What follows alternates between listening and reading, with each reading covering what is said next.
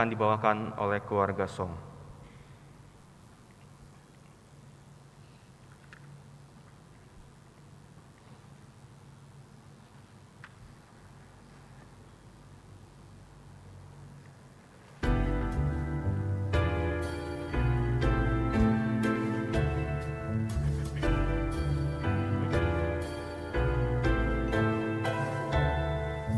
Di jalan hidup naik dan turun, banyak khawatir sedih.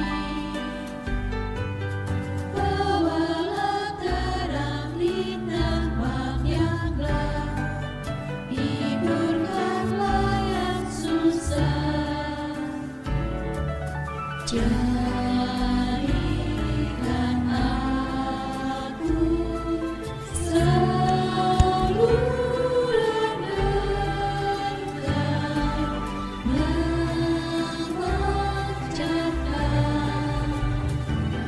terang Tuhan. Jadikan aku, oh Juru Selamat, saluran berkat dari salinya.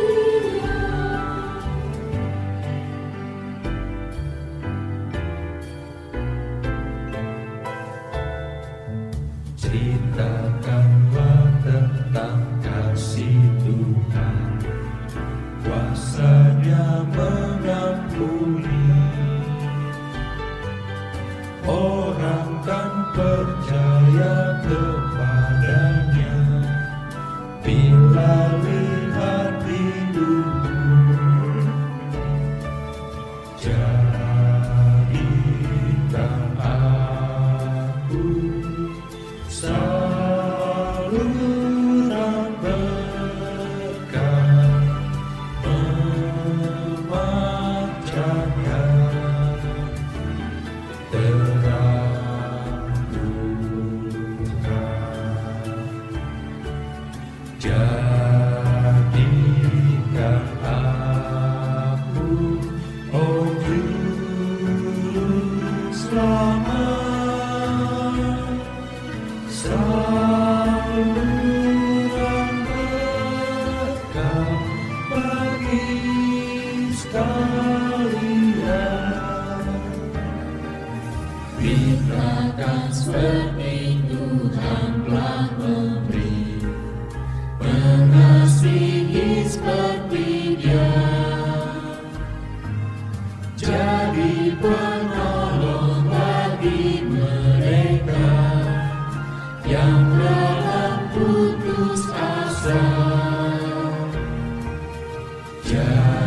Jadikan aku saluran berkat, memancarkan terang Tuhan.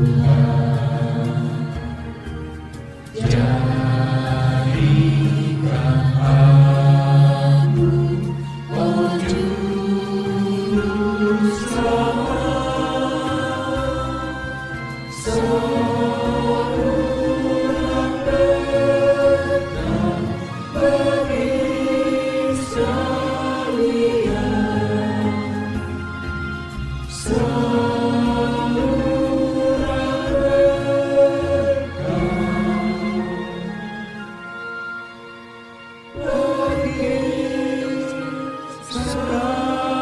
bagi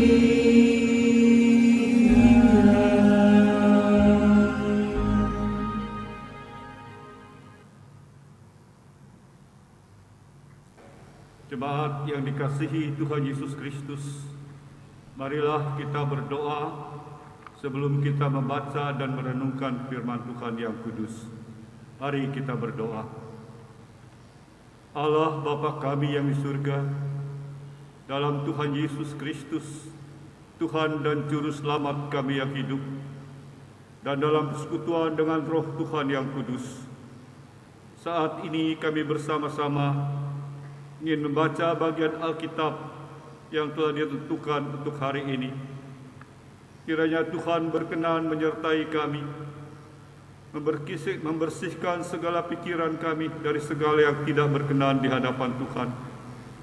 Memberikan kami hati yang terbuka untuk mendengarkan firman Tuhan, dan beri kami kemampuan untuk dapat mengerti, beri kami kemampuan dan kekuatan untuk dapat melaksanakan apa yang Tuhan kehendaki kami perbuat melalui firman Tuhan yang kudus. Kiranya Roh Tuhan yang kudus menyertai dan memimpin kami sekalian, supaya apa yang kami lakukan berkenan di hadapan Tuhan dan menjadi berkat bagi kami sekalian. Dalam Tuhan Yesus Kristus kami berdoa. Amin.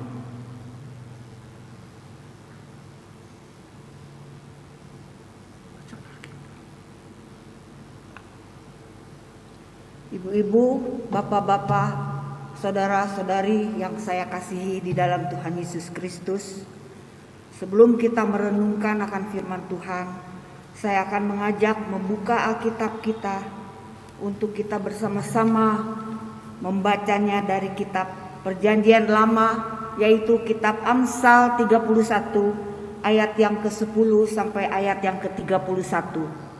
Demikianlah firman Tuhan. Istri yang cakap, siapakah akan mendapatkannya?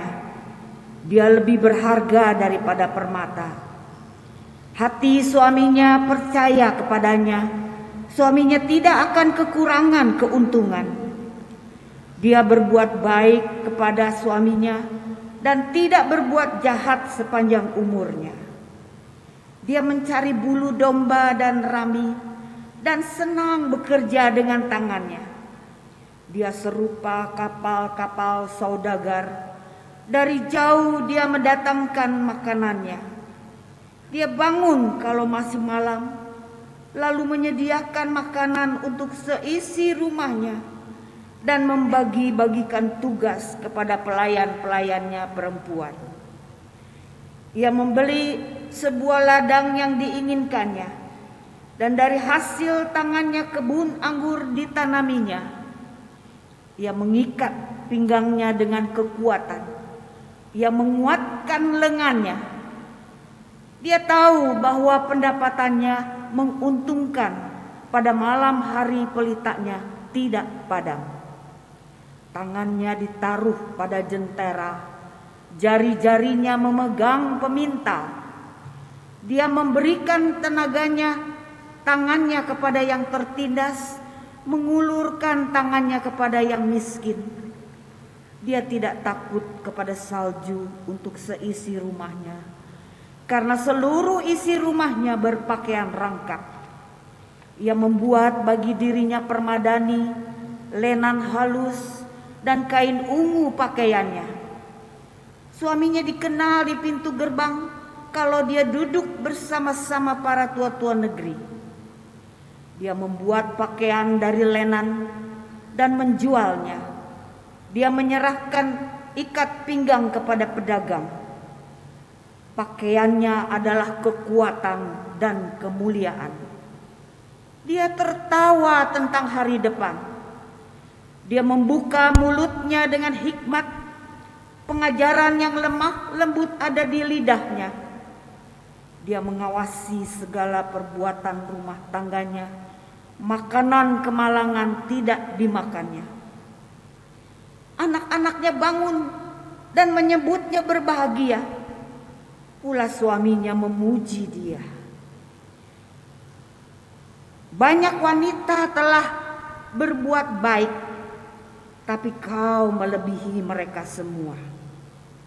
Kemolekan adalah bohong, dan kecantikan adalah sia-sia.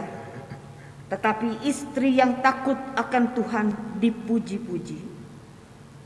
Berilah kepadanya bagian dari hasil tangannya. Biarlah perbuatannya memuji dia di pintu-pintu gerbang.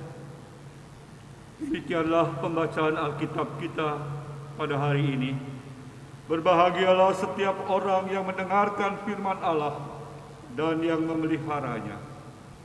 Firman-Mu Tuhan, pelita bagi kakiku dan dan terang terang bagi bagi jalan. Haleluya. Haleluya, haleluya, haleluya.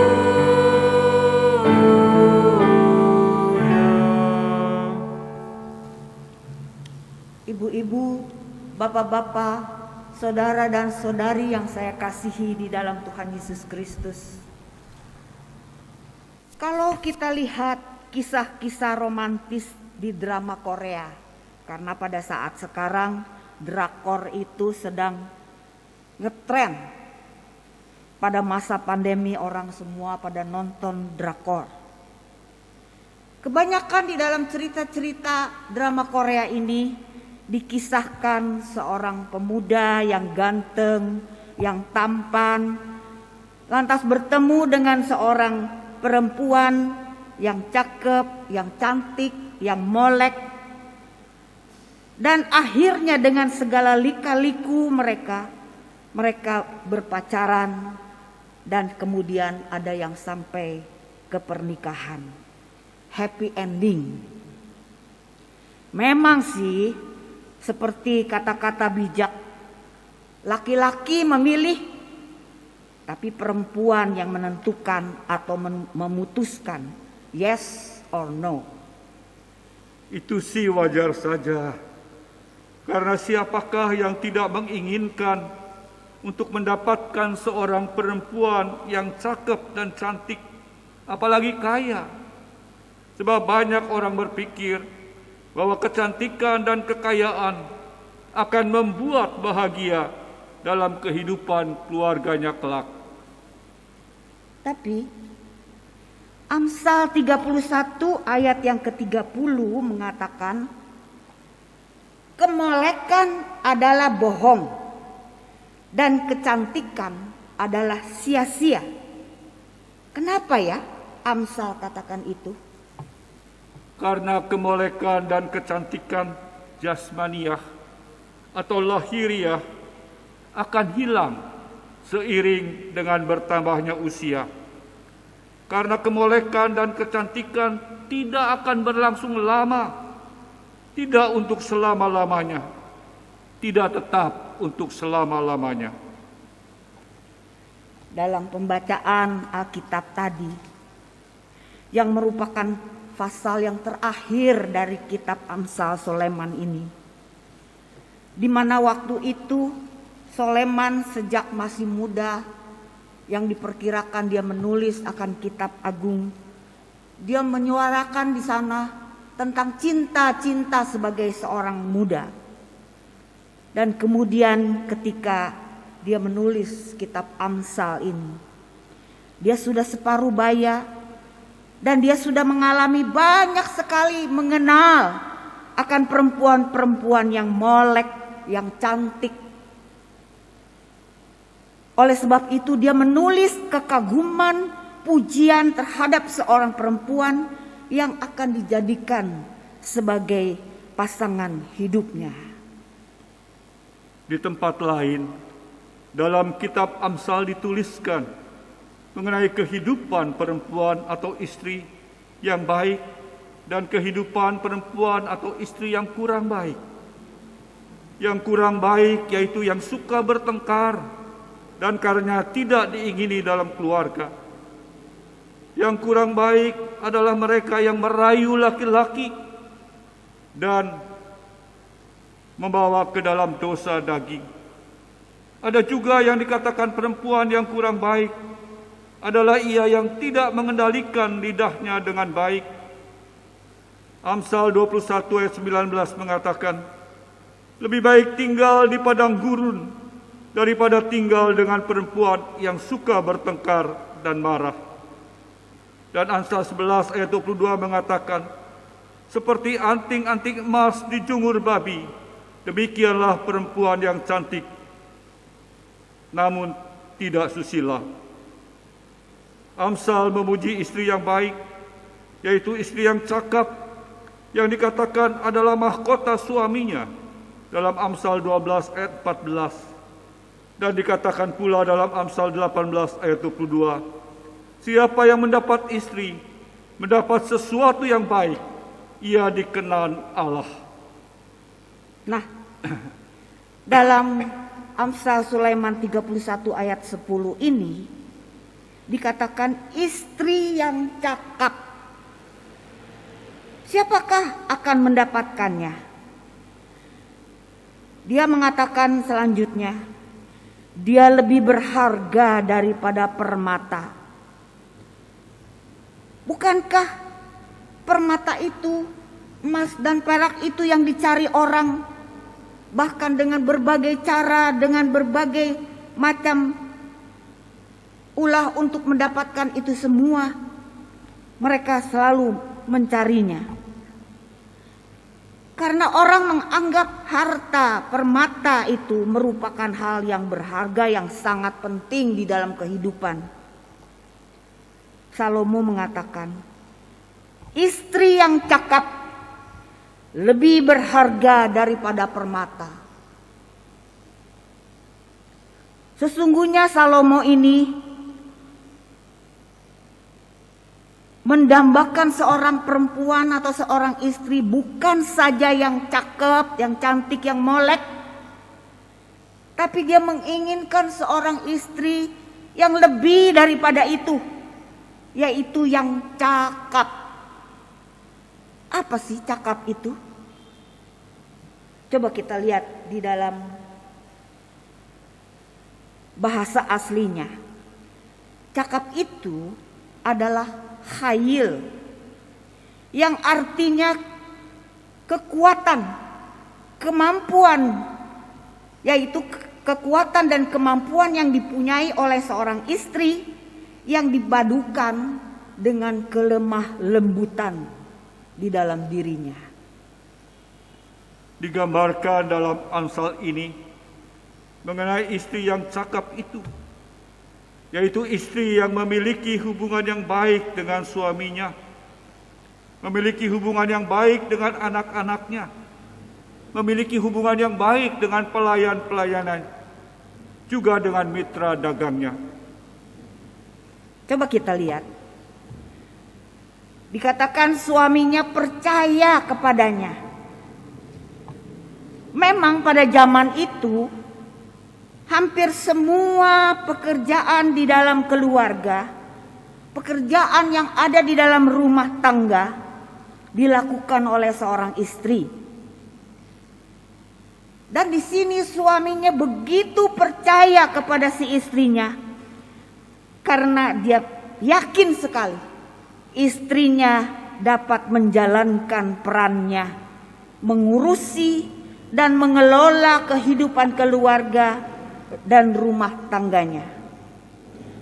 Karenanya suami tidak merasa kekurangan keuntungan. Dia juga selalu berbuat baik kepada suaminya dan tidak ada kejahatan seumur hidupnya. Oleh sebab itu suaminya memuji-muji dia. Bahkan suaminya juga dihargai di antara tua-tua negeri itu, karena sering kali terlihat dia berbicara, berbincang-bincang di pintu gerbang. Bukan itu saja, tapi dia juga seorang yang sangat rajin, yang melakukan semua pekerjaan rumah tangganya dengan baik,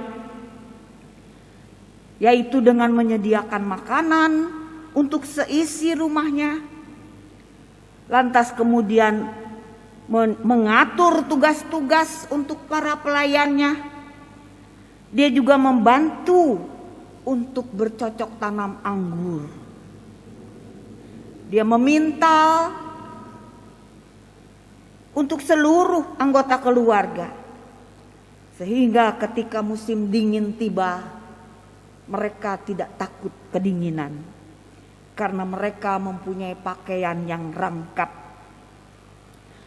Bukan saja urusan rumah tangga yang beres yang telah dikerjakan oleh si istri, tapi dia juga bisa membantu perencanaan keuangan yang sangat penting di dalam satu keluarga.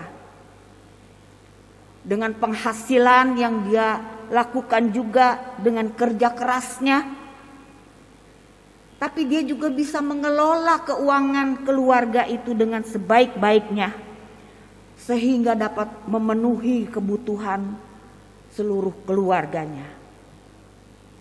Bukan hanya kemampuannya untuk melaksanakan tugas dan tanggung jawabnya sebagai seorang istri, ia juga seorang istri yang baik, yang ditunjukkannya dengan memberi perhatian dan pertolongan kepada yang tertindas dan yang miskin. Betul. Perempuan yang cakap ini atau Hail ini, dia juga bukan saja melakukan semua pekerjaan-pekerjaan dengan beres dan teratur. Dia juga mendidik anak-anaknya dengan baik. Sehingga anak-anaknya itu dapat mengatakan bahwa ibunya adalah luar biasa. Dan mereka berbahagia. Dengan kelembutan seorang ibu, juga dengan hikmat yang dimilikinya, dia dapat mengajar anak-anaknya dengan baik. Karena itu, kepada istri yang sedemikian, patutlah atau pantaslah suami memuji dia. Suaminya mengatakan, banyak wanita telah berbuat baik, tetapi kau melebihi dari mereka semua. Dan semua yang dapat dilakukannya patut mendapat pujian. Karena itu semua dilakukan dalam takut akan Tuhan. Betul. Takut akan Tuhan itu ditunjukkan atau dimanifestasikan dalam melakukan semua tugas, semua dalam tanggung jawab yang telah dipercayakan kepadanya sebagai seorang istri. Takut akan Tuhan itu terjadi hanya karena kasih. Terjadi karena ada hormat serta selalu menghargai apa yang Tuhan percayakan kepadanya. Takut akan Tuhan dinyatakan di dalam ketaatannya kepada Tuhan dan kesetiaannya kepada suaminya. Dan juga ketaatan untuk melaksanakan pendidikan bagi anak-anaknya yang terbaik. Rasa takut kepada Tuhan itu juga dinyatakan dengan kebaikan dan ketulus hatian, memberi perhatian dan pertolongan kepada mereka yang tertindas dan yang miskin. Dia juga mementingkan untuk sesamanya yang ada di sekitarnya. Dan takut akan Tuhan dinyatakan di dalam dia menuruti jalan Tuhan yang ditunjukkannya. Ibu-ibu, bapak-bapak, saudari-saudari dan saudara-saudara yang dikasihi Tuhan Yesus Kristus, kita bersyukur bahwa di minggu terakhir pada bulan keluarga ini boleh membaca dan merenungkan tema istri yang cakap menjadi berkat dalam keluarga melalui Amsal pasal 31 ayat 10 sampai dengan 31. Di dalamnya kita membaca bagaimana Salomo mengatakan tentang seorang istri yang cakap itu, yang lebih berharga daripada permata, dan bagaimana seorang istri yang cakap itu melaksanakan perannya sebagaimana yang telah diuraikan tadi. Iya. Apa yang ditulis di dalam Amsal 31 ayat 10 sampai 31 itu, ini dapat mempersiapkan bagi seorang pemuda ketika dia mencari calon istrinya. atau bagi orang tua yang bisa memberikan nasihat kepada anak-anaknya yang laki-laki tentang apa yang perlu diketahui untuk menentukan siapa yang akan menjadi calon istrinya. Dan juga bagaimana orang tua dia bisa menasehati anak perempuannya yang telah menjadi seorang istri. Zaman dulu, peran seorang istri lebih ditekankan pada mengurusi kehidupan keluarga dan rumah tangganya. Sehingga banyak orang tua mengatakan kepada anak perempuannya, buat apa sekolah tinggi-tinggi?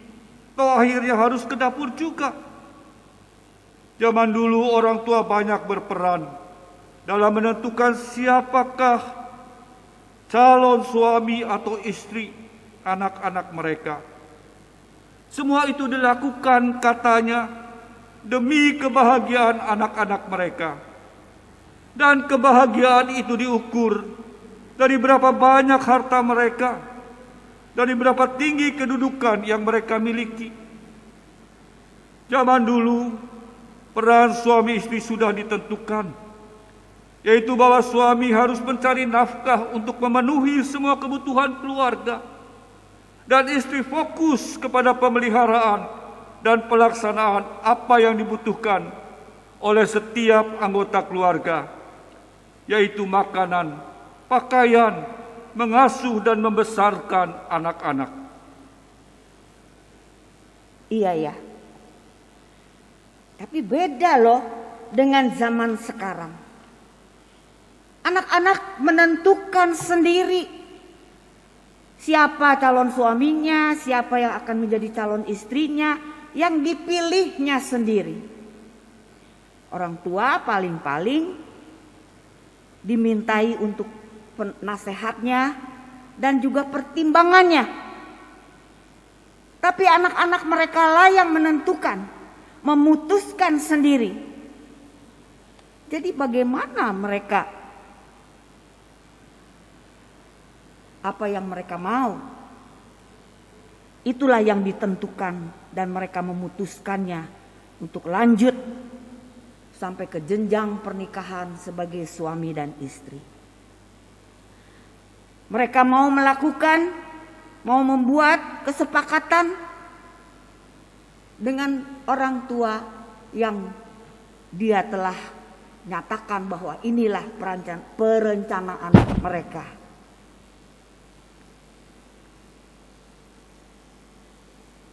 Perempuan tidak lagi harus bekerja terus di dapur atau mengurus anak-anak terus-menerus, rumah tangga dan semuanya.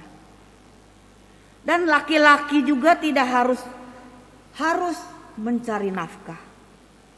Tapi sekalipun zaman sudah berubah, peran dalam kehidupan keluarga berubah, tapi ingat saudara-saudaraku yang kekasih di dalam Tuhan Yesus Kristus, nilai-nilai dasar bagaimana mengelola kehidupan keluarga agar menjadi keluarga yang bahagia itu tidak pernah berubah. Dahulu begitu dan sekarang pun begitu. Meskipun alurnya atau perencanaan segala sesuatunya sudah berubah karena zaman dahulu tidak sama dengan zaman sekarang. Apakah nilai-nilai dasar yang harus dipegang teguh dan diberlakukan atau dijalankan dalam kehidupan keluarga?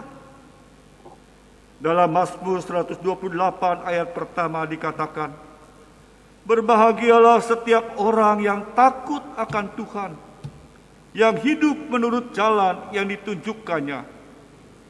Jadi yang pertama-tama adalah takut akan Tuhan. Betul sekali.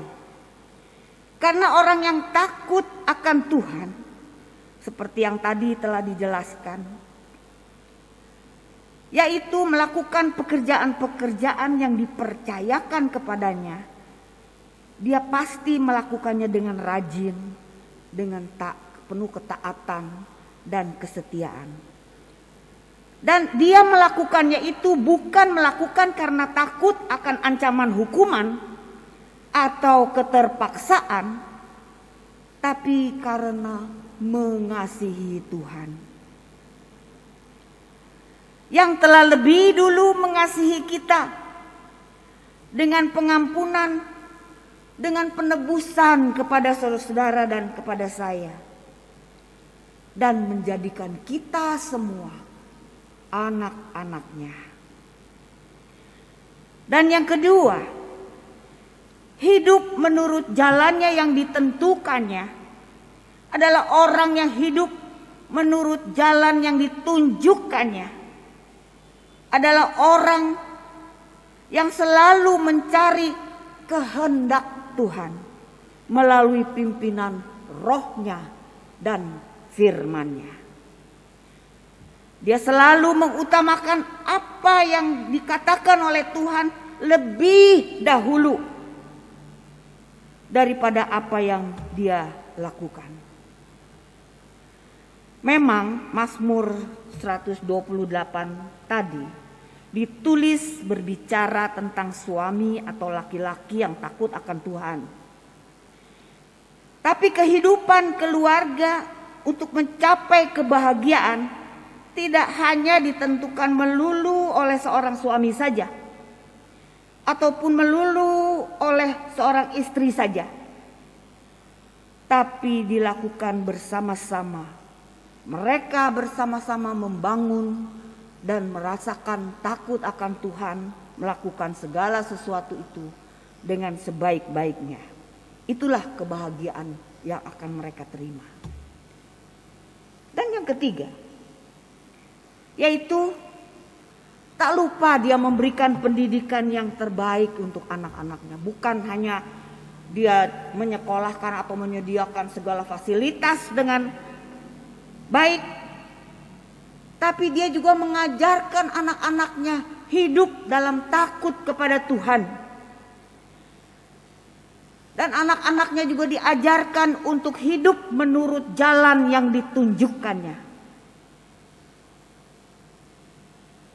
Dalam perjanjian baru, Paulus dalam suratnya kepada Timotius dan Titus, dan Petrus dalam suratnya menyatakan yang hampir sama dengan Amsal 31 ayat 10 sampai 31 itu.